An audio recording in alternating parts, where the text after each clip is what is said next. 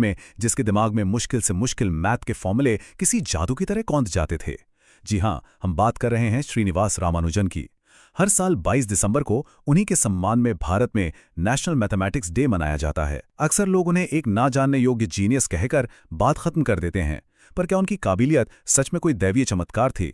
चलिए आज एक मशहूर किस्से के जरिए इस जादू के पीछे का असली सच जानते हैं। तो ये कहानी शुरू होती है इंग्लैंड के एक हॉस्पिटल से। रामानुजन बीमार थे और उनके मेंटर G.H. हार्डी उनसे मिलने पहुंचे। हार्डी जिस टैक्सी से आए थे, उस टैक्सी का नंबर ही, हाँ, वही नंबर इस पूरी कहानी का हीरो बनने वाला था। हार्डी ने रामानुजन से यूं ही बातों बातों में कहा, अरे जिस टैक्सी से मैं आया उसका नंबर 1729 था। कितना बोरिंग और डल नंबर है। उन्होंने मजाक में ये भी कहा कि उम्मीद है ये कोई बुरा शगुन नहीं है। ये सुनते ही बीमारी से कमजोर रामानुजन की आंखों में अचानक एक चमक आ गई। उन्होंने तुरंत कहा, नहीं हार्डी, ये नंबर बोरिंग नहीं बल्कि बहुत बहुत ही ज्यादा इंटरेस्टिंग है। हार्डी तो ये सुनकर हैरान रह गए। आखिर एक बीमार इंसान को बिना एक पल सोचे एक मामूली से नंबर में ऐसा क्या खास दिख गया? और बस यहीं से रामानुजन की कहानी एक पहेली बन जाती है। आखिर उनके दिमाग में ऐसा क्या चलता था?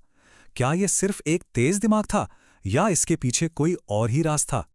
देखिए, रामानुजन का काम करने का तरीका किसी भी मैथमेटिशियन से बिल्कुल अलग था। वो सीधे जवाब लिखते थे, फॉर्मूले बना देते थे, लेकिन कभी ये नहीं बताते थे कि वो उस नतीजे पर पहुंचे कैसे। सोचिए जरा, कोई आपको सीधे मंजिल बता दे पर रास्ता दिखाए नहीं। मैथ की दुनिया के लिए ये बहुत ही अजीब बात थी।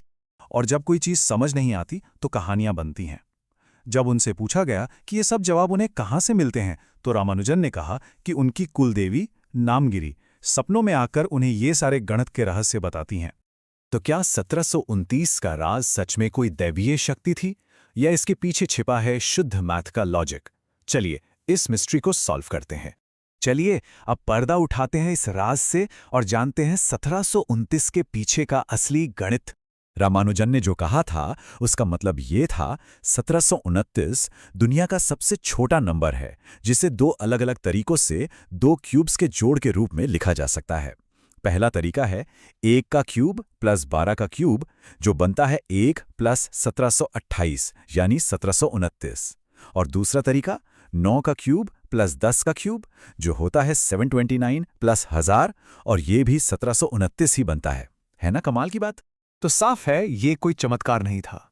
ये नतीजा था सालों की मेहनत और नंबर्स के प्रति उनके गहरे जुनून का। वो सिर्फ लकी नहीं थे, वो एक डिसिप्लिन्ड और इनोवेटिव थिंकर थे। लेकिन सवाल अब भी वही है कि उन्हें ये बात ठीक उसी वक्त पता कैसे थी। इसके सुराग हमें उनके पुराने काम में मिलते हैं और ये हमें दो महान गणितज्ञों तक ले जाते हैं, यूलर और फर्मा। पहला कनेक्शन है यूलर से। महान गणितज्ञ लियोनार्ड ऑयलर ने भी क्यूब्स के जोड़ पर बहुत काम किया था। रामानुजन ने उनके काम को गहराई से पढ़ा था, मतलब वो पहले से ही 1729 की इस खासियत के बारे में जानते थे, तो ये उनके लिए कोई नई जानकारी नहीं थी। और दूसरा सुराग है फर्माट्स लास्ट थ्योरम। ये थ्योरम कहता है कि दो क्यूब्स का जोड़ कभी भी एक तीसरा क्यूब नहीं बन सकता। अब मजे की बात देखिए, 1729 नंबर 1728 के कितना करीब है, जो कि 12 का क्यूब होता है।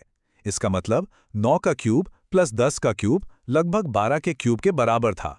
रामानुजन को ऐसे नियर मिस केसेस में बहुत दिलचस्पी थी। तो इन सुरागों से हम रामानुजन की प्रतिभा के बारे में क्या नतीजा निकाल सकते हैं? देखिए, रामानुजन का असली जीनियस दो चीजों का एक परफेक्ट कॉम्बिनेशन था। एक तरफ थी पैटर्न पहचानने की उनकी गजब की नेचुरल क्षमता, और दूसरी तरफ थी उनकी सालों की कड़ी मेहनत और पढ़ाई, भले ही उनका तरीका सबसे अलग था। इसलिए हॉस्पिटल में 1729 को पहचानने का वो पल कोई जादू या तुक्का नहीं था, वो तो बस एक आइसबर्ग की नोक जैसा था। सालों की जो मेहनत और लगन पानी के नीचे छिपी थी, वो उस एक पल में दुनिया के सामने आ गई। तो आखिर में हम रामानुजन की इस कहानी से क्या सीखते हैं? 1729 की कहानी हमें सिखाती है कि रामानुजन को सिर्फ एक अननोएबल जीनियस कहना सही नहीं है। उनकी प्रतिभा के पीछे कोई दैवीय शक्ति नहीं, बल्कि गणित के लिए गहरा जुनून और ना रुकने वाली मेहनत थी।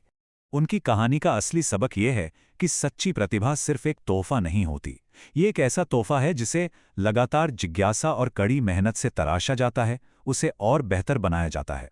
तो इस नेशनल मैथमेटिक्स डे पर चलिए हम सब खुद से पूछें, क्या हम सिर्फ किसी की कामयाबी का जश्न मनाना चाहते हैं या हम उस कामयाबी के पीछे छिपे इंसान की मेहनत, जुनून और संघर्ष को भी समझना चाहते हैं?